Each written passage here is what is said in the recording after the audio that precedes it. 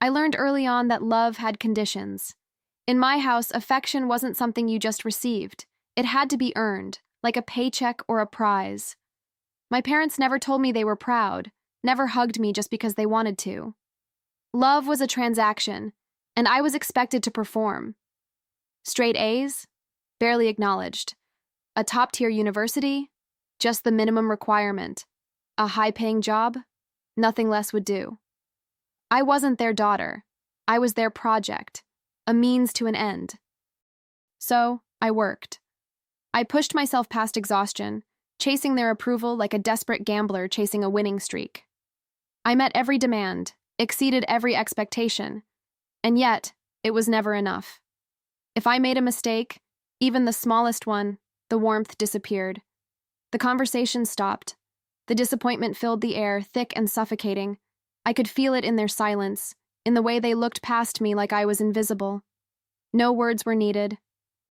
Their message was clear. Without perfection, I was nothing. But still, I hoped. Hoped that one day they'd see me for more than my achievements. That maybe, just maybe, they'd love me for who I was, not just for what I could give them. But hope is a cruel thing. It kept me trapped, making me believe in a future that would never come. And deep down, I knew it. No title, no paycheck, no trophy could fill the emptiness inside me. And yet, I stayed. I obeyed. Because if I wasn't their perfect daughter, then who was I? I remember the night staring at the ceiling, my chest tight with a question I was too afraid to ask out loud. Why wasn't I enough? I had done everything they wanted.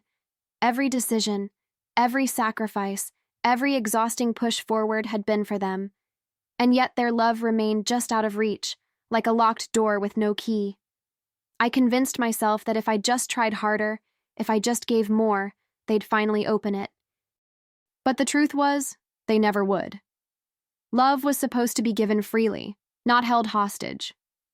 I saw other kids with parents who cherished them, who showed up to their school plays, who celebrated their birthdays with something more than a nod of obligation. And I told myself I didn't need that I was stronger because of it. But deep down, I envied them. Not for their achievements, but for the simple, effortless love they received just for existing. I lived in a house full of people, yet I had never felt so alone.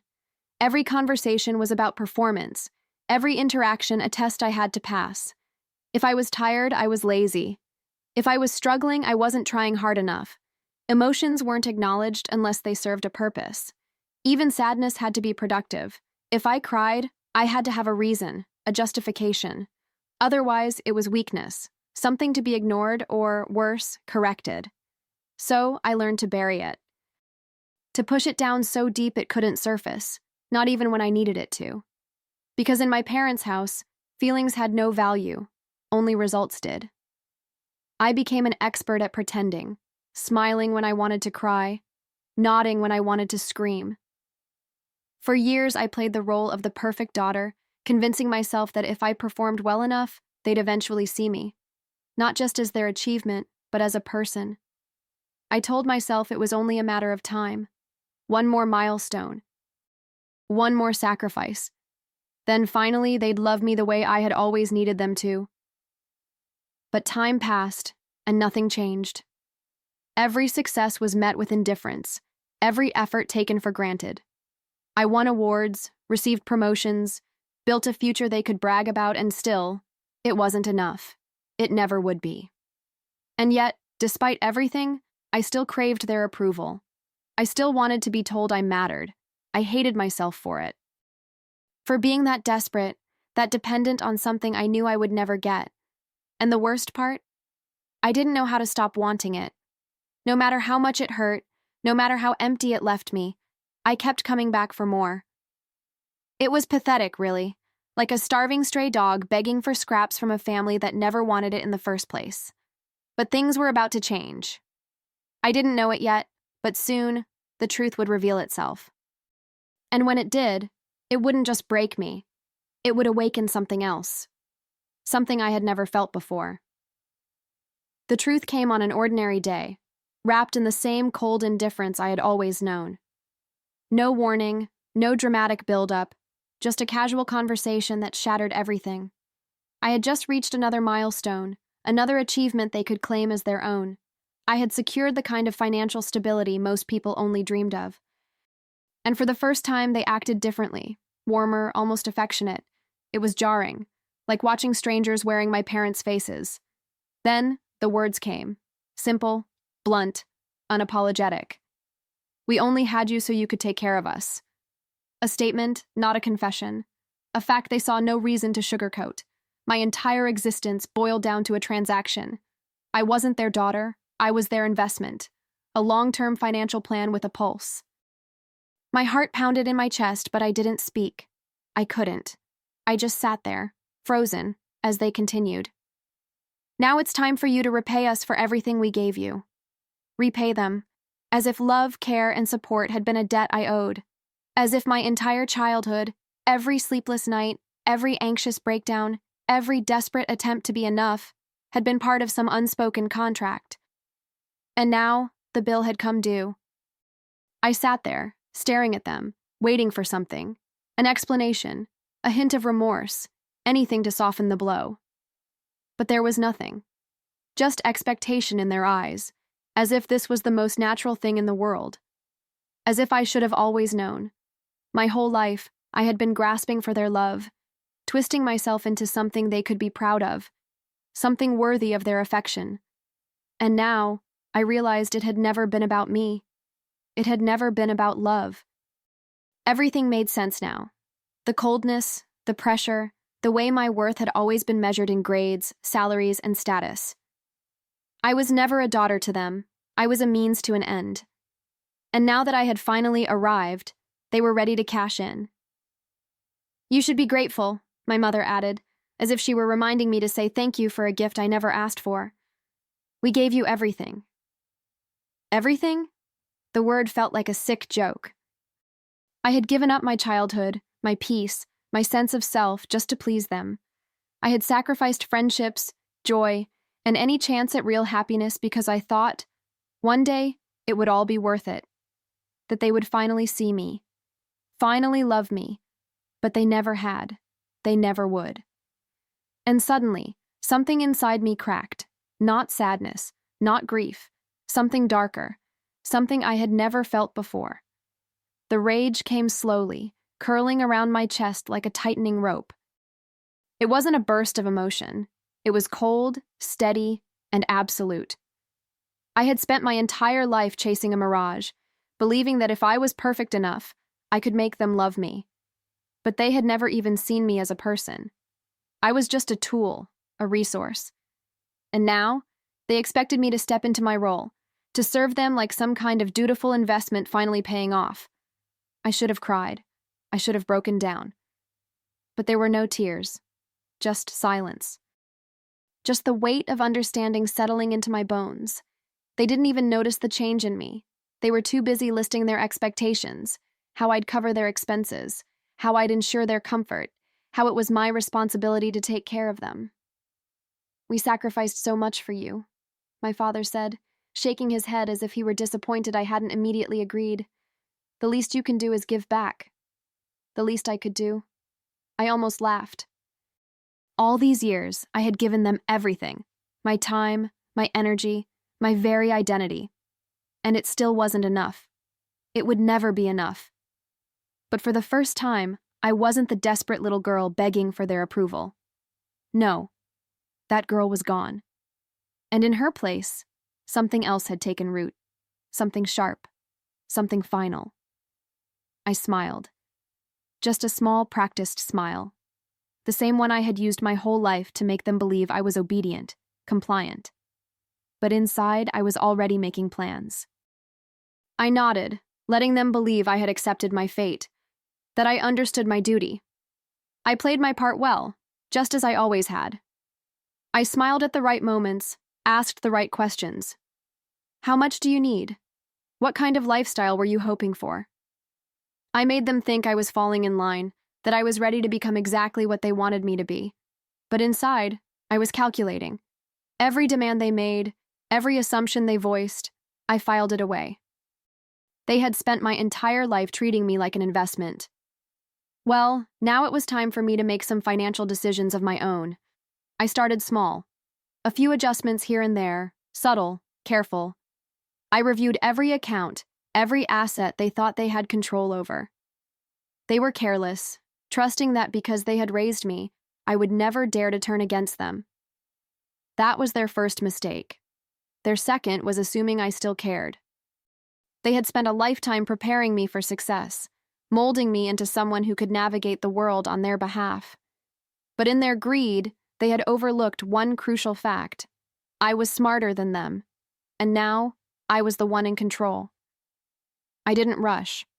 Revenge, I realized, was best served slow.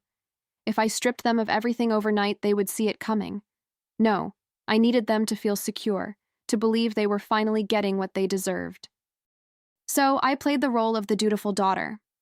I nodded along as they talked about the house they wanted, the vacations they planned to take, on my dime, of course. They had no idea that with every passing day, I was tightening the noose. The first step was legal. I combed through every financial tie between us, every shared account, every document where their names appeared. Slowly, I made them disappear. I rerouted assets, dissolved connections, ensured that, on paper, they had nothing left to claim. If they ever tried to take from me, they would find themselves locked out, powerless. Next came their false sense of security. I made small deposits into their accounts, just enough to keep them complacent. They assumed more would come, that their golden years would be cushioned by my hard work. I watched them spend freely, completely unaware that the flow would soon stop. They had always assumed I was theirs to control, a resource they could tap into at will. They never realized that, this time, I was the one making the rules. The next step was more personal. I sold off what they thought was theirs. Assets they had assumed were untouchable. The house they once dreamed of passing down? Gone, under my name now, legally out of their reach. Their retirement funds? Drained, transferred, locked behind layers of legal protections they couldn't undo. Every financial safety net they had woven for themselves, every cushion they had planned to fall back on, I dismantled it, thread by thread. They still had no idea. They were too busy living in their fantasy, too arrogant to suspect that the daughter they had spent a lifetime controlling was quietly pulling the floor out from under them. I watched as they made plans, as they spoke about their future with the same entitlement they always had. And I smiled. Not because I was happy, but because I was patient. The final step was ensuring they had nowhere to turn. I severed every remaining tie: insurance, credit, access to accounts. I left no loophole, no path back to me. By the time they noticed, it would be too late. The moment of reckoning was coming, and when it arrived, I would be there to watch. They had spent their lives believing I owed them something, but now they would learn what it felt like to have nothing at all. It started with a phone call. My mother's voice, sharp with frustration, demanded answers. "There's something wrong with our account. The bank is saying the funds are frozen." I let the silence stretch, savoring the moment. She was used to instant obedience, to me scrambling to fix whatever problem they threw at me, but not this time. Then came my father. "What the hell is going on, Alyssa?" His voice was clipped, laced with the arrogance of a man who had never once considered the possibility of losing control. It must have been a shock, realizing that for the first time in his life, he had no power over me. I waited, let the panic build. Then, with deliberate calm, I spoke. "I don't know. Maybe you should call the bank." I heard my mother inhale sharply, caught between disbelief and fury. "Alyssa, fix this, now." I smiled. "No." The silence on the other end was deafening. They weren't used to that word, not from me. And that's when the real desperation began. At first, they tried to intimidate me. My father's voice turned cold, clipped, like it always did when he wanted control. "Alyssa, I don't know what game you're playing, but you need to fix this, right now." As if I were a misbehaving child, as if his authority still meant something. I let out a small laugh, not forced, not calculated. A genuine, quiet amusement, at how predictable they were. Or what? I asked, tilting my head even though they couldn't see me. That threw them off. For a moment, neither spoke. I could imagine them exchanging glances, trying to figure out what had changed. I had spent my entire life bending to their will, chasing their approval. But now, I had nothing left to lose, and that terrified them. Then came the bargaining. My mother softened her tone, forced warmth into her voice like it was a script she was struggling to memorize. "Sweetheart, let's not make rash decisions. We're your family. We love you." I almost felt sorry for her. Almost. Because if she truly loved me, even a fraction of what she claimed, she wouldn't have waited until now to say it. "You don't love me," I said, my voice steady. "You love what I could do for you." And for the first time in their lives, they had to face the truth. The silence stretched, thick and suffocating. I could almost hear their minds racing, scrambling for the right angle, the right manipulation to pull me back in. But they were running out of cards to play. Then, my father snapped. "Don't be ridiculous, Alyssa. We raised you. We gave you everything."